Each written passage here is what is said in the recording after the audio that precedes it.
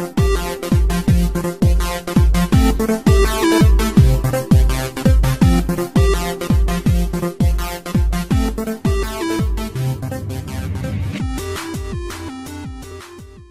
and welcome to Desync Nerds, a Nintendo Switch podcast. This is episode 13, airing on the 22nd of December, your rare Friday edition. This episode is brought to you by Podnuts, which we'll talk more about in a minute.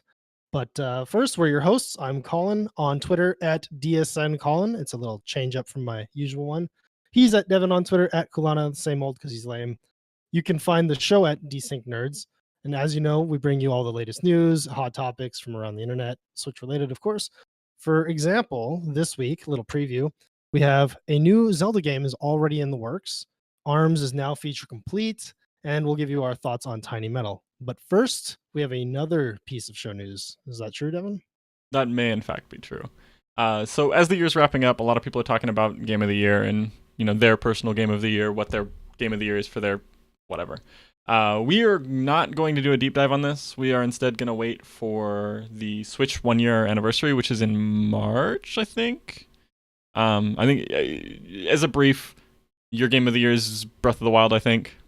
Yep. Yeah, my Game of the Year is nothing because It's Tiny Metal, right? Yeah, it's absolutely Tiny Metal. I'm an angry nerd. No, it's Xenoblade. I have such complicated feelings about that game. It's actually Picross done. Anyway. So that's our show news. All right. Well, let's move right into our week in gaming then. What have you been playing besides Picross? No, that's the most important one. Oh my god. It's so addictive. Like, I was seriously writing the show notes. I'd get through 2 and I'd be like, okay, it's time for a Picross puzzle. Get through another 2 pieces of show notes, another Picross puzzle. It's so good. And then my little brother, who traditionally doesn't like thinky games. Anything. I mean, he likes shooters. Come on. I mean, I was about to say anything but PUBG, but yeah. But I got him playing it last night, and he was surprisingly enjoying it. So, Picross, it's $9. Go buy it. If you're at all interested in Picross, actually, there's a demo that came out last week called Pick Up Hicks, Picapix. Definitely try that because it's basically Picross but a little different, and there's like 12 levels in it. So there's that. I also played a bunch of ZC2, Xenoblade Chronicles 2. I should not read my shortenings. And I picked up Tiny Metal. So that we'll be doing a deep dive later on this episode, but it's interesting. Of Tiny Metal? Of Tiny Metal. Yeah, I read the show notes. I know. Oh. I knew that. Did you though? No, I totally didn't. Anyway, what did you play this week? I also played some Xenoblade Chronicles 2. I can't wait for a deep dive into that because I have so much to say about that. Some complicated feelings? Very, yes, absolutely. I played some Tiny Metal, and I didn't talk about it last week when I actually beat it, so I'll talk about it this week, because whatever. I beat the Champions Ballad DLC for Breath of the Wild, and now that game is completely done for me. Like, I have nothing else to do. I could, if I really wanted to, I could go get the Korok seeds, and that's literally the last thing I haven't done. No. Forget that. I don't need Hestu's turd. I mean, gift. The golden poo. But yeah, the Champions Ballad was awesome. I'm very glad I'm very glad I got to play it. I'm very glad I was still able to play it. Like, I still wasn't so distracted by other stuff that I couldn't go back to it. Like, there's a bunch of Fire Emblem Warrior stuff, but I want it so bad, but there's no way. I don't have time for it. So even with your week off? You got a week off work coming up next week, don't you? Yeah. I still have Xenoblade Chronicles 2, which the internet time to beat or whatever is saying 60 hours. Oh my god. I still want to beat Horizon Zero Dawn. I still got to finish Nier Automata. And then I want to beat Tiny Metal. I want to beat Ukulele. I picked that up too. I got a survey for that today in my email. They're like, tell us what you think about Ukulele. I'm like, I haven't even had a chance to play that yet. And I bought that on release. The download was nice. The icon's okay. Those are my thoughts. Yeah. I fired it up. It looks like a video game. Next question. But yeah. That's it for you? That's it for me. All right. Yay, news. So, starting off strong. I am super excited. Panic Button has confirmed it's doing the port for Wolfenstein. How excited are you? I mean, you were already excited about this, and you're pretty hype about Panic Button generally, which is fair. But I mean, they've killed it so far. I was excited for this game. I was nervous to see, how it was going to do because it's like a PS4. It's a current generation console game coming down to the Switch. But if mhm, Panic Button's got it, then I feel really really good about it. yeah. So we still don't have a solid release date for the Switch version. It is currently out actually on everything except for the Switch. Yeah, it So was I think Game of the Year awards gave it best action game. oh, nice. I didn't realize it won that. That's pretty Something sweet. like that. It won something. I can't remember Mm. exactly what it was, but yeah, I'm super hyped for it. Yeah, I've heard good things so far too. Like one of the gaming podcasts I listened to, they were all loving it, despite not all of them being shooter players. So it's Yeah. exciting. And yeah, I mean, Panic Button is just they work magic. It's amazing to me watching stuff that is much less intensive run like garbage, and then you look at Doom or the other one they did, Rocket League. Rocket League runs at consistent 60 FPS. Like, yeah, it's just magic. So I'm just gonna say I kind of wished they had their hand on Xenoblade Chronicles 2 because like it doesn't run terrible, but I feel like it doesn't run as well as it should. yeah, there are definite issues. But anyway, next one up, and I almost said Dairy Queen. I'm gonna guess that's Dragon Quest Builders, not Dairy Queen Builders. Has a North American release date of February 9th. Yeah. So this is a little weird to me. That's a month before the Japanese release date. It's It's a actually month before? yeah, Oh yeah. because yeah, the Japanese one is March 1st, so it's getting its full worldwide release a month before the Japanese one. And it just exactly yeah. I have no idea what that's about. It's so weird. Do we know who's making it? Yeah, Squeenix. For like confirmed Squeenix. Yeah, Like I know Squeenix. it's Dragon Quest. Yeah, Then why? I don't understand. Yeah, it doesn't make any sense. We also know that Nintendo is publishing it, and they're doing all of the publishing for it, which is a little weird that Squeenix would just hand it off to like all of the post development stuff is done by someone else. Yeah, that is weird. That's very weird. But I mean, we're seeing weird stuff like Sony's music division just put out a game. So Which is fun. is it though? Spoilers. But yeah, I wanted to take a minute to eat my words because I was worried about them not getting an NA release, and I was wrong. So, I mean, even if they didn't get an NA release, you could just download it on the Japanese e-store. yeah. Like how much text do you really need? I don't really I just don't like having non-English stuff Versions in of my stuff? games. Yeah, Yeah. yeah, yeah. I'll agree. So All right. Moving along. Work on the next Zelda has already begun. Hype. okay, I'm gonna be the Grinch here. You should not be that hype, and it shouldn't be that big of a deal, and it shouldn't be a surprise either. It's definitely not a surprise, but for them to come out and confirm it is a big deal. Yeah. I mean, But it's definitely not a surprise. we knew there was going to be a new Zelda, though. That's not. Yeah, just like we know there's going to be an Animal Crossing, right? Leave me alone. I'm just saying if they'd come out and said we're working on an Animal Crossing, you'd be like, cool. But because you don't know, you don't know. I'm You would scared. imagine, like, why wouldn't they? They have to, right? But we don't know. You're gonna make me cry. Yeah, I'm just saying. Obviously, but I'm glad that they said it, not we're speculating. Fair enough. Okay. Back to me being a Grinch, though. So Breath of the Wild was in development for 5 years. So this doesn't mean the next Zelda is confirmed in the next 2 years. This is Yeah. And it wasn't originally for the Switch because the Switch wasn't a thing, so it had to like that tacked on extra time. But still, yeah. Yeah. I mean, who knows? Next Zelda, we may be on the Switch DS XL large thing. Please no. I want to dual screen. I was thinking about that on the way home today already. I was like, is the next Switch gonna be a clamshell style? I feel like, I mean, the DS did so well. I wouldn't be too surprised to see them go back to that well. Well, yeah, that's what I was thinking. It's like, are they gonna make a fusion between the two? Because there were the reason I thought that is some YouTube video was talking about the next Pokemon game on the Switch and how for the last a million generations of Pokemon now we've had the two screens to look at and how it's made the experience way nicer. But now we're going to go back to one screen. So what's that UI going to look like? It's going to be crowded. It's going to be cramped. Like, well, why don't they just make a clamshell Switch? Oh man, I don't want that already. I just bought this thing. I mean, we knew this was coming though. Nintendo does this. They incrementally upgrade especially their portables. Especially this DS. Oh my god, how many generations has that thing had?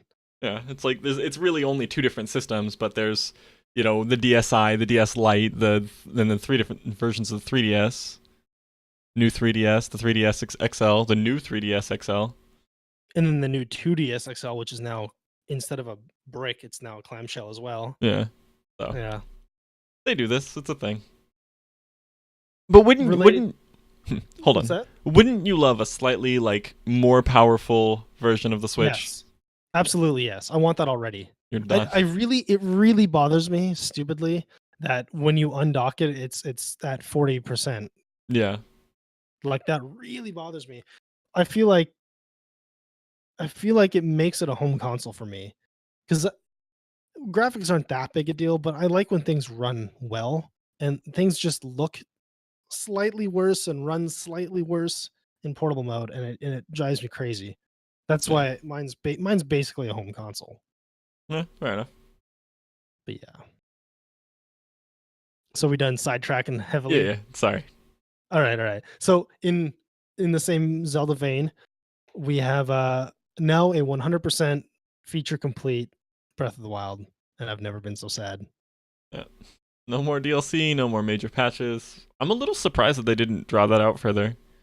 Like there was only two major pieces of DLC as far as I remember. Is that correct? Yeah, that's true. Yeah. Yeah. So I'm honestly really surprised that they aren't milking that more. I mean, they almost went a full year with it. It's December now. It came out in March with the Switch. Yeah. I mean, you can say that was a long period of time, but the actual like content that they put out, like how many hours of content did you really get out of the two? Like 15, 20? Yeah, I'd say about 15, 20. So eh, we've seen even in the Switch, I believe, multiple like passes. There's the first season pass, and then there's a second season pass that gets you, content pieces 3 and 4. So I don't know. I'm surprised. I'm not sad. I feel like it's good that they're not milking it for all it's worth, but at the same time, I'm sure you would love more content. Absolutely, I would. I've So, done like every shrine because I wanted more of it. Yeah, so, yeah. I've maxed out hearts and maxed out stamina. because you a nerd.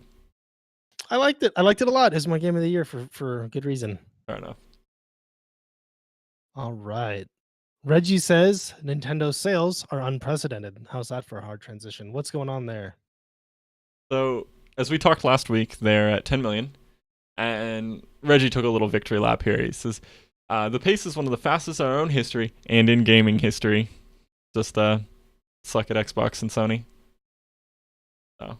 There was a high level exec, I think it was last week, like between our podcasts that were hesitant to call the Switch a success yet because he was like, people could stop buying it after December and it wouldn't really be a success at that point.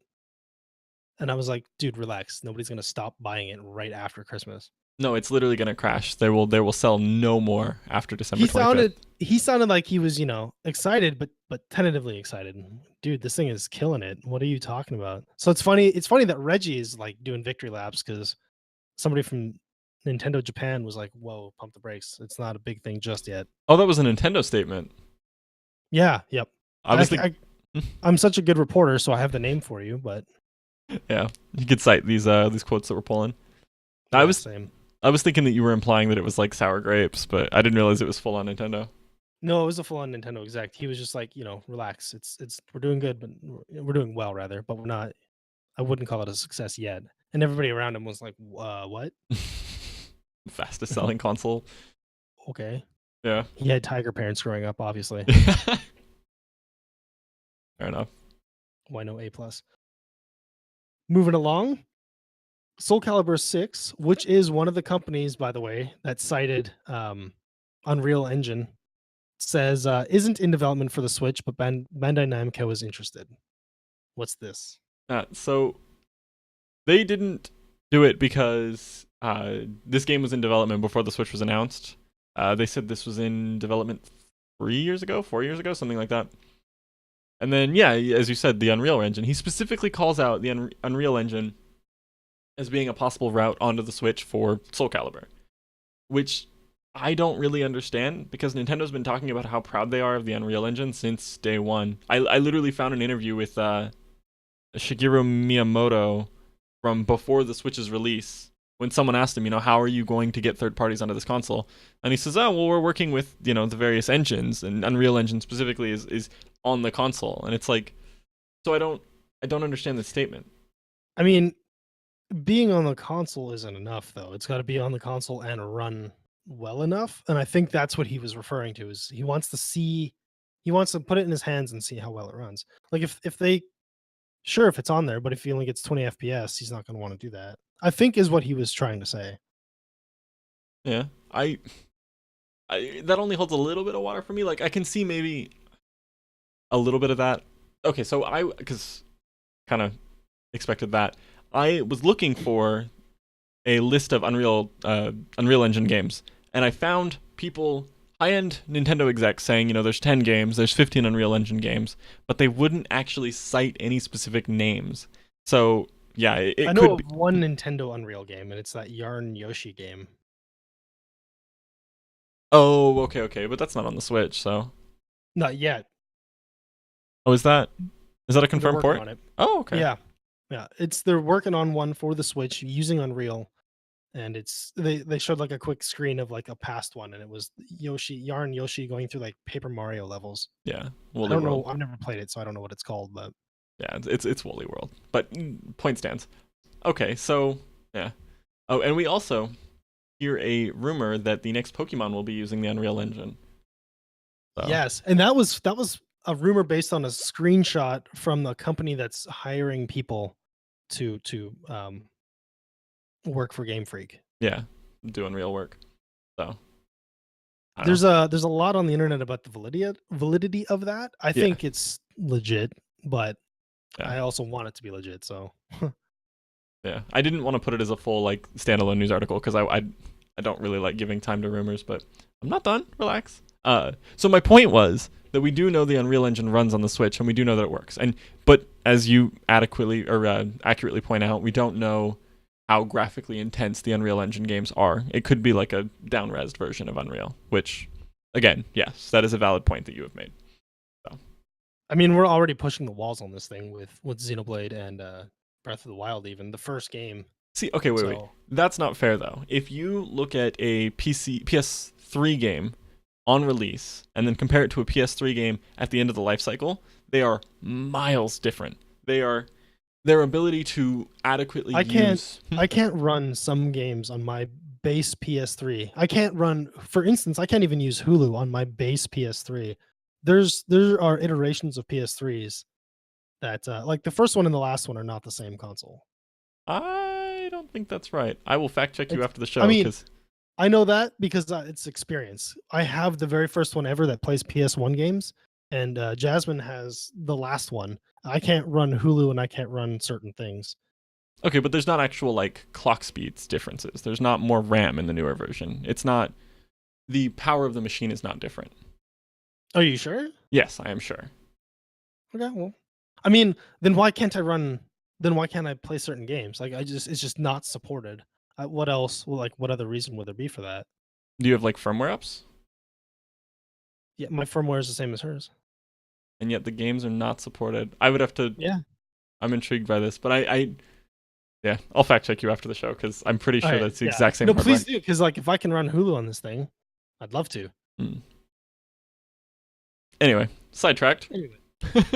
Again, twice already. You ready to move on? Is that all you want to say? Yeah, that's what I'm. Okay. That's what the awkward pause was. Yeah. Excellent. Transition. Romantic Saga 2 did really well, and we may see more Saga games localized. Hype. So, as a side note, I did not realize this. This was the English debut of Romancing Saga 2. This is the first time people have been able to play it in English without piracy. I was also going to say, I've never heard of these before the Switch. What do you mean more? Well, there's a whole series of the games. They're actually, they were originally Final Fantasy games in Japan. Oh, right. We talked about this last show, but they were like spin-off types. Yeah, like Final Fantasy Adventure, I think it was called. So Right. um, so yeah, they're talking about bringing over other games because it was an interview and they were like, a lot of your North American fans have never had the chance to legitimately play these games and give you money for them. Is that something that you guys are working on? And he was like, yeah, it's a difficult process to do the full localization, but also, yeah, we recognize that people want it. I'm also going to speculate that this is part of Square Enix, because this is a Square Enix game again, Final Fantasy. So this is part of their like release updated versions of old games that we talked about last week. So, I mean, clearly this is something that they're interested in. And it looks really updated. Like, it looks really good. Yeah, for what it awesome. is. Yeah, I was very impressed with the graphical aspects of it, and I want it. But as I tweeted out, I have 3 new games. So you're welcome. Thank you. So, onto a game that isn't being received so well. Brawlout devs note issues and they're working on it with a patch. I heard like they boast about their 60 frames per second, but then in all the reviews I've been watching for it, they note like really hardcore performance issues with it. Yeah, there were pretty bad slowdowns, is what I've heard. What the Brawlout devs claim, and I don't have firsthand experience because I was kind of turned off of it after we talked about it in the show. But what they say is that it's purely related to the AI, and that if you actually run a pure PvP game, you won't see the slowdowns. That's a big deal. Yeah. So again, I don't have firsthand experience, and I couldn't find anybody to corroborate that with. So I don't know, but that's what they say. But I'm also like, this sort of thing, this trend is concerning me. It feels like every week now we're talking about, Pinball FX3 is garbage on release after a month delay. They're working on a patch. Brawlout is working on a patch. I think Tiny Metal is working. I was just gonna say they best be working on a patch because we'll talk about that in a bit. But yeah, so it feels like a lot of these little indie companies are like just done with QA. Yeah, the users will QA it if there's nothing obvious. Could you argue the Xenoblade patch falls into that vein as well? I mean, there was a bug fix list longer than my monitor, so I would not disagree with that statement. Boom, toasted. Oh, they also stated that they probably won't be doing cross-platform because complexity reasons, and Sony's kind of a jerk about that sort of thing. It's their sandbox. Sony does not play well with others. Yeah, exactly. Unless you sneakily, enable that switch. Don't tell anybody. Yeah. And then get called out at the game show awards and then blame Sony. Well, I mean, but honestly, they're like the Apple of the game consoles. Like, don't be like that. Yeah, it's just kind of crappy behavior as far as I'm concerned. Absolutely. So. But anyway, moving along. Nintendo Power is back. What? Are you sure you want to tell people this? I think that so first off, it's a podcast. But it is a Nintendo sponsored. I didn't actually know this. Nintendo Power was a Nintendo property. They owned that. And so the fact that they're now doing a podcast with, again, this is sponsored by them. One of the old editor-in-chiefs of Nintendo Power is heading it. Like, I don't know. That's really cool. Are they hiring for like 2 people who are really bad at podcasts? Slide in. Hey, we're great. It's a great show. That's there. Their first episode, I haven't had a chance to listen to it, but they have a in-depth interview with one of the Breath of the Wild directors, so that's kind of cool. I've heard there's some translator issues though, like the translator doesn't really understand games, and so in that like conversation, she just kind of gets lost and starts to struggle. But again, I haven't listened to it yet. That's probably going to happen on my holiday trip. So, but yeah, I'm excited for this. I'm definitely already subscribed and excited to hear more. Cool beans. This is a quick note then, moving along. Rocket League is on sale for $15 until the 28th. So if you don't have it, pick it up. It definitely runs really well too. Digital Foundry did a video on it and they were semi-impressed with it, which is good. Panic Button also had their hand in that. So if you haven't picked that up yet, you should pick it up. You have anything else to say about that? I got nothing. Okay. All right, cool. All right. So the next thing up, Bayonetta 1 and 2 Special Edition is up for pre-order in the UK. Woot. Yeah. Did you look at this? at all? I did. You did? It's so sick. Mhm. So it comes with a steel case, verse cards, which are something from the game that I don't understand because I didn't play them very long. And they had a bunch of stickers, so many sticker pages. There was a download code for Bayonetta 1, but it wasn't just like a sheet of paper with the download code. Yeah, I know you're not happy about that. It was like super fancy, arty, and it was cool. It looked cool. And then it comes in this giant like collector's edition box, and it just I was actually really impressed with it. I don't care enough about Bayonetta to be interested in this, and it's also not coming to the North America, so Is it not coming, or is it just not here? It has not been announced yet. It could still get announced, but we don't actually know. Oh, also it's $69.99 in pounds, British pounds. So that's like $400 US. basically. I Yeah. don't actually remember what the conversion rate is, but It's definitely favorable for them, but I don't think it's that crazy. yeah, not full on double. Anyway, so that's Yeah. there. Oh yeah, not even close. But yeah, Would you pick cool. this up if it were here? If it were 70 US dollars, I might. I mean, that's only only because 70 is a pretty good price point. yeah, that's only $10 more than just regular retail. Exactly. So fair enough. I don't know. I'm just gonna guess that it's probably about $80 US, and that's a little too much for me. I'd rather just, if it were both games, both physical games, absolutely. I'd pay 120 for that because that's two full games. But But wait. You're the guy who's talking about how he enjoys the like collection aspect and the cases. You don't want a nice steel case up there? not for a game I don't even know if I like. I definitely want to try it. This will be my entry into the series.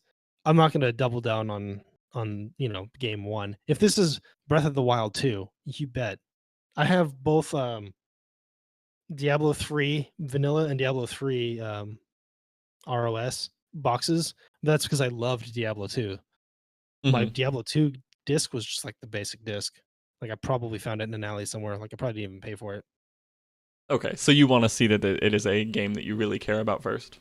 Yeah. Fair enough. I'm very picky, as you may have noticed. So picky. Yeah. Tell me more about your favorite game of all time.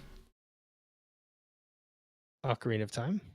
Oh, I was going with Diablo, which is a garbage game. Oh, I mean, strictly hours speaking, yeah. No, Yeah. I like garbage games like Diablo. I mean, what? Anyway, Anyway, let's hard transition into another one here. ARMS 5.0 update is out. It's now feature complete. What all is in it? okay, so I just want to throw out the note. I don't play this. I don't like this game, but I feel like You say it's that every show. I mean, it's an important statement to note because I'm also gonna be real brief on these bullet points. I'm literally just gonna hit the bullet points and move on. So it's not for me, so I don't really know what I'm talking about here. But it got a new fighter, it got a new stage, and it got some new arms, which are like the equipments that you use. You can swap out.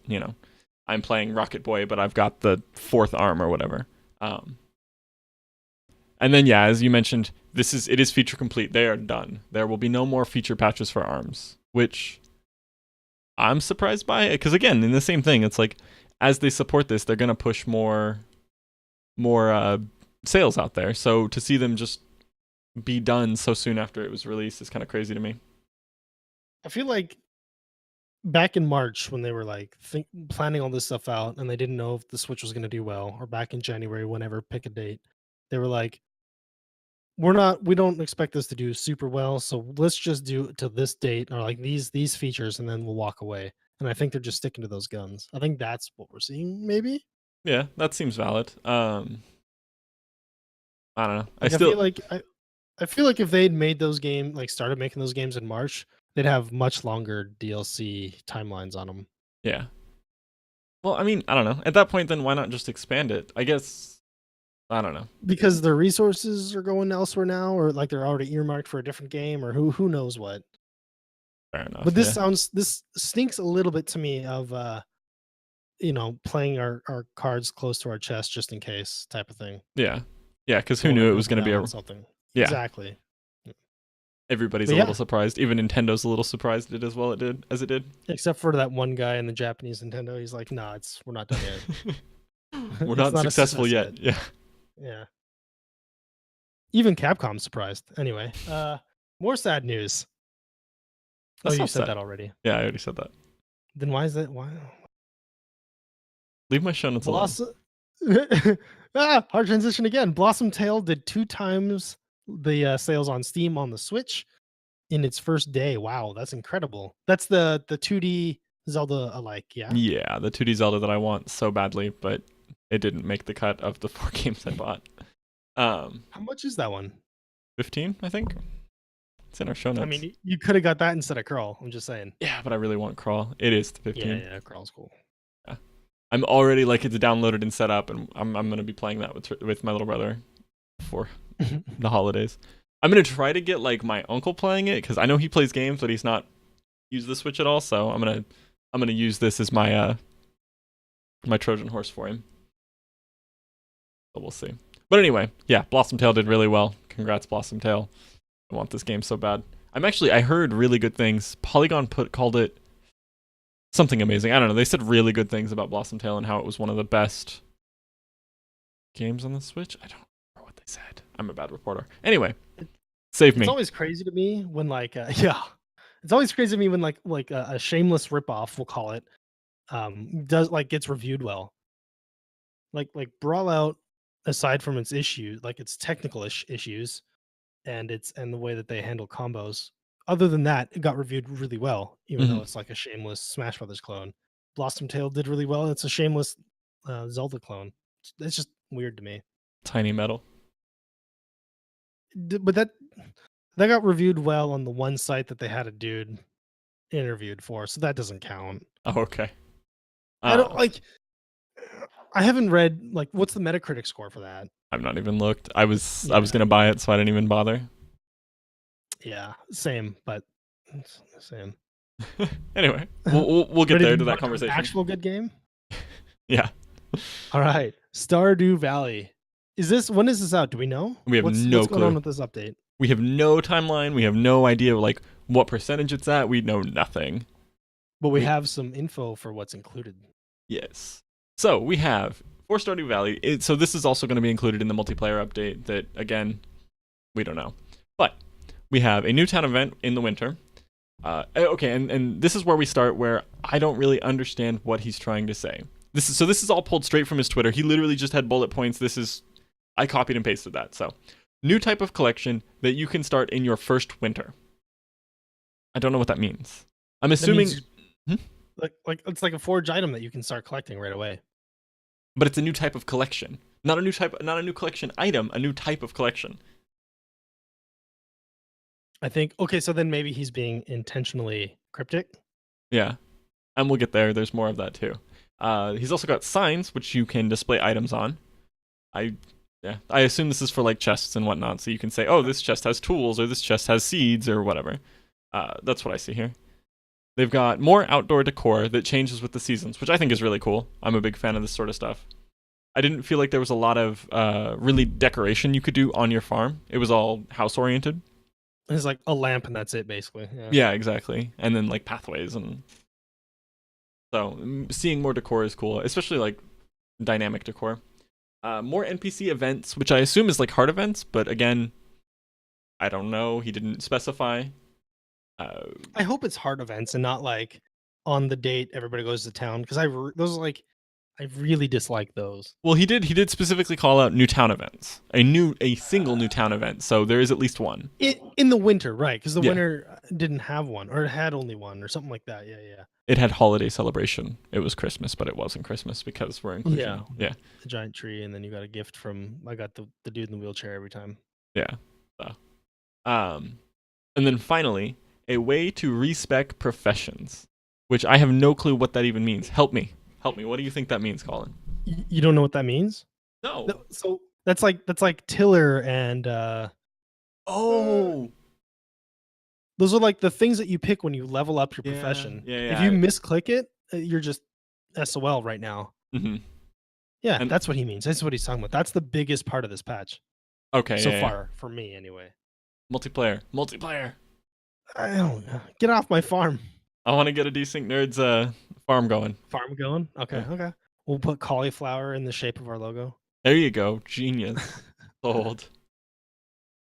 But yeah, so that's that update. I'm excited for it. Do you still not care? When it comes out, I'll probably be reinvigorated for a little while. I Yeah, don't know how crazy I'll go down that rabbit hole. It all depends on what's in there. fair enough. Yeah, and how crazy Jasmine wants to play it. Yeah. I mean, at that point, she's got to get her own Switch, so. Oh yeah, so I might be safe then. Yeah, fair enough. Well, I'm All excited for right. this. I will be playing it, but yeah, sorry, go on. Okay. Did he say if it's going to be paid or free? I assume it's paid. I think he said, but I don't remember. Actually, now that I'm thinking about it, I think he said free. I, that sounds right, but again, I don't actually remember, so I don't want We're the best journalists. to. Let's move on before Before we say Valkyrie 4 Chronicles information. Devin, what's this Valkyrie 4 Chronicles information we have? there's a medical dog as a character, like a big I'm Saint sold. Bernard with a yeah, exactly. The Saint Bernard with the Yeah, thing yeah, under his chest, the exactly. little keg. Yeah, Oh my god, I'm sold. it's so good. Uh, and then we got a couple of like interesting details about progression in the game. Your characters don't gain levels; your classes gain levels, which I love. I mean, I like it at first pass. We'll have to see it in action, but it seems like really cool, like a really cool thing. And then your classes automatically job change to the next class when you hit a high enough level. So, your gunner is now level 10, so now it's a super gunner. Automagically, that's a word. How do you feel about these progression mechanics? What do you think? Is this interesting to you? Absolutely. All right. So I didn't know anything about these. I looked them up. It's like a third person tactics style, like almost XCOM but more Fire Emblem. Like it looked really interesting to me. And all of this is making me super excited for it. Yeah. I don't know about auto-magically job change, but I like that they automatically job change when you hit a high enough level. Like you don't have to jump through stupid hoops. You don't run out of master seals like in Fire Emblem. I like that your classes gain the levels, not the individuals. That doesn't Like throw you off I'm at all? just what's that? I'm so confused by the idea that individual people don't level up. Like I could, recruit a new gunner and suddenly he's this OP max level dude. That sounds good to me. I'm excited. No grinding. I Okay. I could play it and decide I don't like it, but right now I'm pretty excited on the Yeah, outside it looking seems in. cool. And I've never played any of these before, so I don't really know what to expect. I just think it looks good. So I'm excited. Oh, show. Well, sometime in 2018 release date. That's all we know. It sounds like the trend right now. Yeah. It's like it's the end of the year or something. All right, Transition. so let's move on.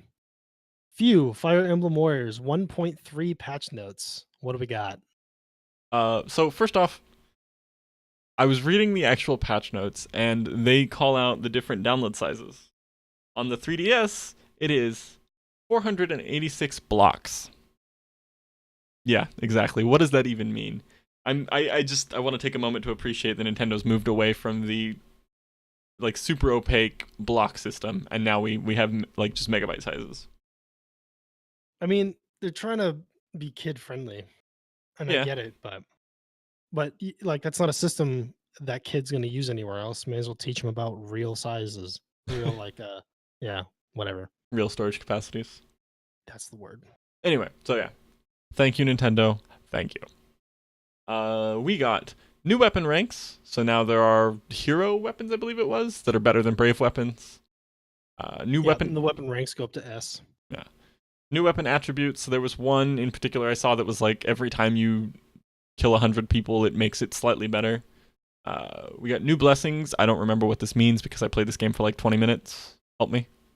They're like the things that you can cast before a battle to improve like drops or experience, stuff like that. Okay, so they're like just fight buffs.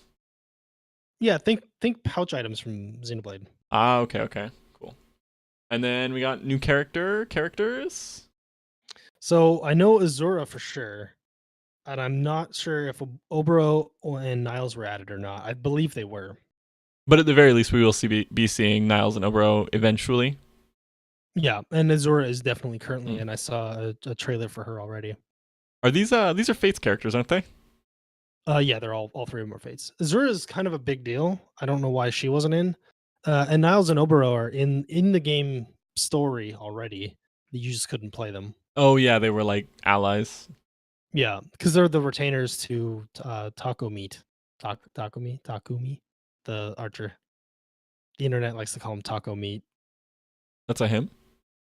Yes, it's a him. Okay. It's the one in Faye with close counter, Yeah, the no, archer. I know Yeah, who okay. it is. I No, always that's a him. That's okay. absolutely a him. Yeah. Anyway, so there's a Fire Emblem Warriors patch. Colin has already stated that he's not going to be touching it because there's too much I wish stuff. I wish I could. Like I really want to, but Yep. You cry every yeah, time. most time. Okay, that. I think we're out of the news. Unless you got anything else you want to throw in there. Nope. All right. So again, as you said at the top of the show, this episode is brought to you by Podnuts. They are a technology-focused podcasting network for normal tech fans and by normal tech fans. Their content covers more than just the technology stuff, though. So they've got. I've been listening to some of their episodes. The two ones that I listened to this last week were Android Appendix and DDG. So in Android Appendix, they kind of go through all of the Android news, but they also do a lot of like app reviews. So they say, "Oh, I found this game, and this is what I thought of it. It was free, it was fun, etc., etc." And they just kind of rapid fire jump back and forth. But then they'll also cover the hardware news. So when there's new handhelds out and whatnot. So that's fun if you have an Android device. If you're part of the master race. And then the other one I listened to was DDG, subtitled "It's the Diary of a Madman You Can Love." In this show, the host talks kind of about just various topics, and this is the sort of thing that I really enjoy. I like that sort of like personal look into someone's life and what they feel. So he talked about old challenges and such. Yeah, exactly, and his struggles. Because so in the particular episode that I listened to, this was right after YouTube was doing a bunch of stuff where they were demonetizing people, just adpocalypse. All of your videos are not worth money anymore. And so one of the things he talked about was how like it's really important to kind of own the platform that your content is on. You need to not be beholden to someone else. And he talked about how he had done that with his network, and what they had done for their own like monetization to keep the lights on. He also talked about he did an in-depth dig into like podcasting software, which I do a show, so that's super helpful to me. Yeah, so I love that kind of show where people give their thoughts and their views, and it's just kind of like a conversation with the show and with the host, and you hear their stuff. I generally find Dora's thoughts interesting and insightful as well, so it's enjoyable. And there's more than we just talked about Android App Addicts and DDG, but there's more. There's like Book Nuts and Sports Nuts. We'll probably be talking about those in a future episode, but yeah, we'll cover those. So there's a lot. Check them out for sure. And again, we thank you for your support. Big time, long time. All right, game releases. First one on the docket, Tactical Mind. What is Tactical Mind? So Tactical Mind is a $2.99 game that releases today, the December 22nd. So again, it's $2.99. It's a cheapo. It is a weird cross between like Fire Emblem and chess, kind of. Maybe Advance Wars and chess is a better example. So it's a tactic game. It's hex based, so no grids because grids are for plebes. Let's be honest. It's got local multiplayer. It was kind of it had a short campaign. It looked interesting. I couldn't really find any good coverage on it, and it's not a port, so I didn't have any like super good sources for information. But at $3, yeah, exactly. Just play it. Just grab it. If I had a local multiplayer tactics person nearby, I would definitely grab it just for kicks. But make Tristan do it. Yeah, Tristan doesn't like that sort of thing. I'm honestly amazed that he played Picross for as long as he did. Well, yeah, so if you've got a tactics lover nearby, I think it might be worth picking up. And I might honestly, again, at $3, like I've still got $5 left over from that gift card, so I may even grab it. Yeah, grab it and tell me what you think. All right, next up we have SteamWorld Heist Ultimate Edition. And this one we kind of talked about last week. I think we talked about their announcement. I didn't realize that the announcement was so close to the actual release. That's kind of crazy to me that they announced it and then dropped it 6 days later, 7 days later, whatever it was. But it is $19.99 in the US. It is $14.99 in pounds. Jeez. Okay, my brain just broke. And then $19.99 for the mainland euros. It releases on the 28th, so 6 days from now. I don't know how math works. That is next Thursday. It will contain all of the previous DLC, And direct quote here, and more. The developers said that, and they wouldn't give any more information. They wouldn't talk about what that means. They just kind of, and more. That's all we're going to say. So, as we discussed last week, it's kind of a, you pointed out that it looks very similar to Worms, which actually blew my mind because I hadn't made that connection. But yeah, it very much so looks like a Worms kind of RPG, and it's a lot of fun. It was really enjoyable to play. If you like any of the SteamWorld stuff, the dig games, it's not at all like them, but it's all in that same world. And you actually, I think, I heard that SteamWorld Dig 2's character makes a cameo in one of the DLCs for this. So if that sort of thing is your jam, by all means. I really enjoy kind of like universe continuity and stuff like this, so it's a big deal for me. My favorite thing about FFT Remake was Luso being in it. Oh yeah, So there's 7 people out there who know what that means. FFT was a big deal. Come on. Okay, but Luso? Which game is Luso from? I thought it was FFTA too. Yeah, okay. You get a pass this one time. Anyway. Speaking of a pass this one time, Heart and Slash next up. What was that transition? I'm just gonna call you out. That was a hard pass transition. Okay. Anyway, yeah, so Heart and Slash 2, again, also out today, is out. It is $14.99. It is a third-person 3D brawler roguelike. Just to throw some like word soup at you, yeah. So it was a like over-the-shoulder kind of, you follow the guy around and it's a 3D brawler in that way. But it's also a roguelike in that you dive through the dungeon, and then when you die, you're done, and you have to start over from scratch. The cool thing about this game that I really like grabbed me, and I'm kind of interested in now, but God help me, I have too much stuff. So your character has modular parts. So you find a new arm, and you have to get rid of your old arm. So that's kind of their take on equipment. It looks fun. It is a port of a PC game, I think.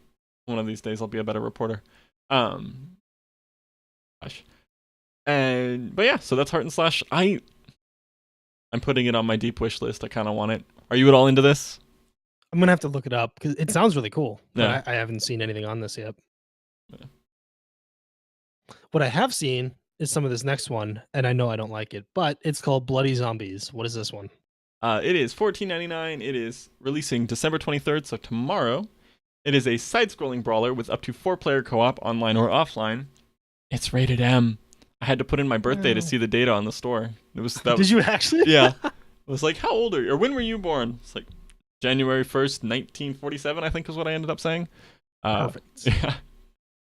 So you're not interested in this? You don't like side-scrolling brawlers? Oh, that's right. Side-scrolling brawlers. We had this conversation. I remember that now. So the art is really cool. They said that they were going for a like a comic book type vibe. I don't really see that. Oh, did they? Do you think so? Oh yeah, I totally feel like they nailed that. Oh well, we can agree to disagree. It is cool art. I like it. It's super cel shaded. So there's that. They also quoted, "We drew inspiration for the locations from the most iconic British films," which obviously has no like, doesn't give me any traction. So Hogwarts, like what? I don't. Wow, you just I'm not versed in films. I mean, you could not have screamed "I'm an American" more loudly than you just did. But I'm not an American. Look at my hat. I see nothing. It's a Canadian thing. If you were Canadian, you'd get it. Okay. Anyway, back to the game. There is a VR mode. Obviously, this is in the Switch, but it was interesting, and I thought it was worth mentioning. So one person gets, put on VR goggles. You play the exact same game that everybody else is playing, but you get a VR view in the world. So it looks like you're looking at a diorama as the people walk by. And so that was the video of it was really cool. The other cool thing about that is that you, as the VR person, you can see more than the other players can. So you can kind of, oh, there's a secret space up here, and you can force the like a thing to fall, like a platform to fall, that then the people can jump on to get into the secret space. It was an interesting like way of doing VR, and I'm kind of intrigued in it. So with that said, it's obviously a port from PC and PS4. And on the PC version, it had mixed reviews, which I learned doesn't make a whole lot of sense. It has 33 positives and 12 negatives. There's not a lot of like actual reviews out for this, so I couldn't get any bigger ideals, but generally positively. Generally Steam is okay for that, unless it's like a famous game that they're trying to review bomb. Yeah, that's true.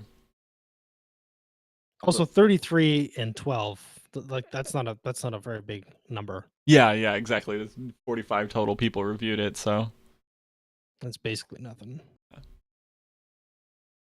for our games of the week, All right, what's our segment this week? we are talking about Tiny Metal. You want to just you want me to go first? I mean, just give me your like high level view opinions. 2 sentences. Hit me with 2 sentences. 2 sentences. All right. I want to like it, but it won't let me. And that VO is terrible. Okay, so that's generally negative. I'm gonna be slightly more positive on it. I'm enjoying it. I like it for what it is, but I definitely I do see the cracks that you are implying. Just go down the bullet points. Technically, how do we feel about it technically? I mean, obviously there's some slowdown issues. There's significant slowdown issues in the opening video. In the opening video, it was bouncing between 20 and 30 frames, which is that's not how you want to kick off your game. That was absolutely horrendous. But like the actual gameplay is great. It's everything around the gameplay is terrible, and then the gameplay itself is great. It's fantastic. I love it. Yeah. Like you can even like I was having a problem with every time you use the tank, you move the tank, you shoot the tank. He always says the same stupid friggin' line. But there's an option to like turn it down to a percentage. So only 25% of the time I get to hear him say wham bam, thank you, ma'am, instead of literally every time. So that was really cool. I really like that. Everything about the game itself is great. Everything outside of that is awful, technically speaking. Okay, so just to get into some specifics, okay, so this, as a coder, this one like really grinds my gears because it looks like the super Lazy hacky coding. thing. Yeah, it looks super lazy to me. There's no actual ability to skip verbal cutscenes. You fast forward, and it runs them at 10x speed or something, and you can't actually understand anything. But you can't just say, "I am done with this cutscene. Move forward." Which, again, it's so odd. Like, yeah, I don't understand. I mean, now's a good time to point out that he tweeted at you and said that we just didn't have the funds for that. So Yeah. for good coding, he said. Yeah, so actually that's a good point. I tweeted a screenshot of a person standing on top of a forest and literally walking across the treetops. And the director of the game tweeted back at me something to the effect of, actually, I can pull it up because it's right here. "We're really sorry, the law of budget didn't allow us to follow Newton's theory," which I was tickled by. I was so amused by this. I think it's hilarious. And personally, that didn't bother me in the game. I just thought I felt like that was a design choice. So I can see the unit is clearly on that tile. Because in Fire Emblem, they stand on top of the trees. But that's also sprites. So yeah, it makes a little bit more sense in sprites. I didn't mean it like aggressively. I wasn't really complaining. I just thought it was silly. So, and then he responded to you. Hilarious. Yeah, he responded to me. Also on the technical side, I had a crash in one of the tutorial episodes, or tutorial missions, the second one. But to the game's credit, when I loaded it back up, I had lost maybe a turn, and it immediately just put me back right in where I was, and it wasn't an issue. So I give them props for that. That's pretty cool. I didn't realize it was that painless for you. All I heard was crash, and I was like, really? This is turning out to be a hot mess already. Yeah. And then I got one more note on the, like outside stuff. You can't. It auto progresses the dialogue. So I'm trying to pay attention to the story. You said that there was an option for this though. There is an option for that. Yeah. It's default auto advance on. You turn it off. Yeah. Okay. So I will turn that off. Honestly, I had to turn it off, and I had to turn off the Japanese voices. I'm not a stranger to watching anime with English dubs, but for some reason my brain could not listen to them and read the text boxes. So I had to turn them off and stop auto advance to be able to like appreciate any of the story text at all. But yeah, it's definitely an option. Yeah, so as we're alluding to, all of the story text is in Japanese. Story audio is in Japanese. All of their conversation. The in-game like voice, just idle lines and whatnot as you direct people, that's all in English. So I'm a little confused by this. It feels I would be less distracted if it was all Japanese or all English. But the fact that it's 50-50 is just odd to me. It makes it makes me not care about the story because I feel like I can't care about the story because and there's a lot too. Yeah, I just wish, yeah. you just want to play the game. I mean, so that's where it shines. The auxiliary stuff it hurts it. The game shines when you move the rifleman. When you click on the rifleman and he says, "Rifleman, ready to go," and you move him up. Aye, aye, sir. Yeah. And the little mechanics, like I don't know. Yeah, we're gonna get there, so I'll save that for that. But yeah, Yeah, okay, so there's that. Story is, it's a story. It's what? you tell me because I didn't absorb any of it. So the leader of their country has been murdered. It's all super scary and sketch, and now they're trying to save him. But the people that maybe murdered him is now invading. So yeah, it's a Sounds story. very Fire Emblem. Yeah. So I think I actually played that with Awakening and the other one. Anyway, I don't think they die in Awakening, but there's a Fire Emblem like that. yeah. So the story is the story. I will mostly ignore it and I'll play the game because it's a tactics game. I'm not really playing it for the story. I'm playing it to crush my enemies and get a limitation of their women. What else? Okay, it is a giant homage to Advance Wars. It is unashamedly an homage to Advance Wars.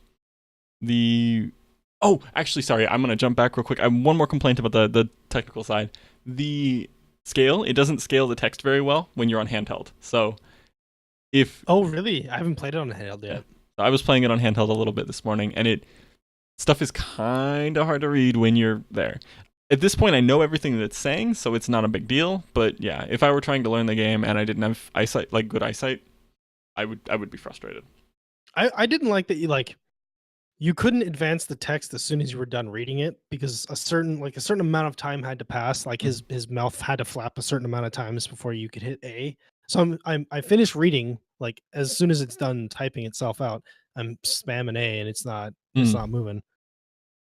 That was really obnoxious. Oh, and the menus too. Like I go to change a setting, go down to apply, and the cursor is bouncing between apply and done or save and done like really fast. Relax. I'm pushing once on the D-pad and it's like flipping around. Maybe scale that down a bit. That sensitivity was insane. So But yeah, all in all, it is definitely an indie game. very rough around the edges. Yeah. Yeah. But moving to the star of the show, the gameplay. It's Holy cow. you enjoying it? Is that what you're trying to say?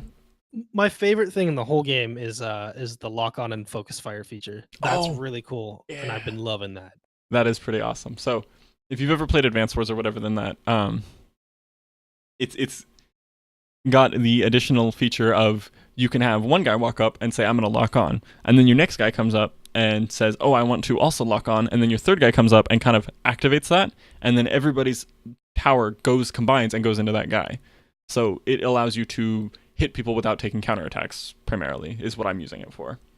Yeah, absolutely. Because in Advance Wars, it's like whoever attacks first has the advantage. Mm-hmm. But if everybody attacks at the same time, oftentimes they don't get a chance to counter, and so you don't take any actual damage on any of your units. So it behooves you to plan your attacks instead of he's initiating and then he goes to follow up and then he goes. You can flank them three different ways and don't give them a chance to hurt you.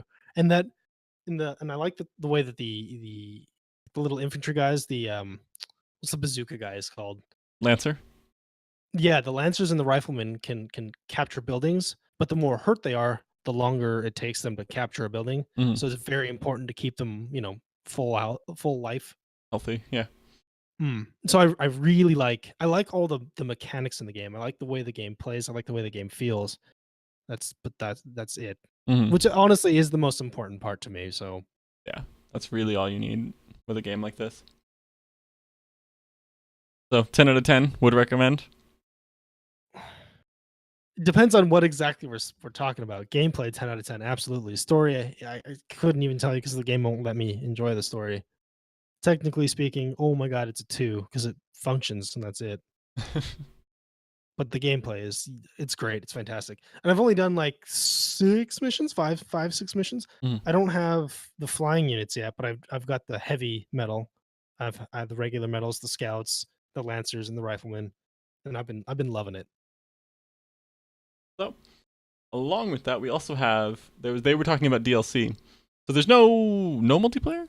I don't think there's any multiplayer. There might be local multiplayer. The first DLC will be free online multiplayer, and then after that, it'll be paid DLC Yeah. based on the success of the title, according to the main guy. And I don't know that they talked about any like performance patches or anything like that that they've got planned. I have to imagine those are going to roll out, but we didn't talk about the Xenoblade 2 patch. Oh, we didn't. You're right. I don't know patch notes for that. I mean, they're mostly just bug fixes and improvements, like quality of life improvements. And like if Tiny Metal got the same oh no, we talked about it last show. No, we're good. Okay. If Tiny Metal gets the same kind of treatment that Xenoblade Chronicles 2 just got, it'd be a great game, especially at that price point. Blah, blah, blah. Yeah, because it's what 15? Is that right? I think it was 25. Okay, it was 25. Oh yeah, that's right. It was 25. So yeah, it's an indie game. You get what you pay for. If you have any interest in this style of game, if you liked Advance Wars, if you like Fire Emblem, this is definitely your bag. So definitely pick it up for that if you're into that stuff. Or if you're just waiting for Wargroove. Yeah, God, Wargroove cannot come soon enough. I want it so bad. Same. You got anything else you want to say about Tiny Metal? No. All right, then. If you want to contact the show, you can do so at desyncnerds@gmail.com. You prefer Twitter, you can tweet at the show at desyncnerds or at either of us individually. I am at KULANAH, Kulana. Oh, you changed your name here too. And he is at a new Twitter account of DSN Colin. If you want to help out the show, support us, you can do so at Patreon at patreon.com/desyncnerds. If you want to support the show, but you don't have the monetary means to do that right now, you can rate and review us on iTunes, on Stitcher, on TuneIn, or Google Play Podcast. You can catch us again. I say next Sunday. It's not going to be next Sunday. We've got a day picked out, but it won't be Sunday. Wasn't it Saturday? I don't know. I'm actually going to have to go listen to the show to figure it out. Anyway, we will be on Twitch sometime next week.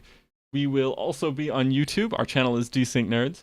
We've got a Discord that you can join in the conversation with us at bit.ly/DN Discord. And thank you for listening, everybody. Peace.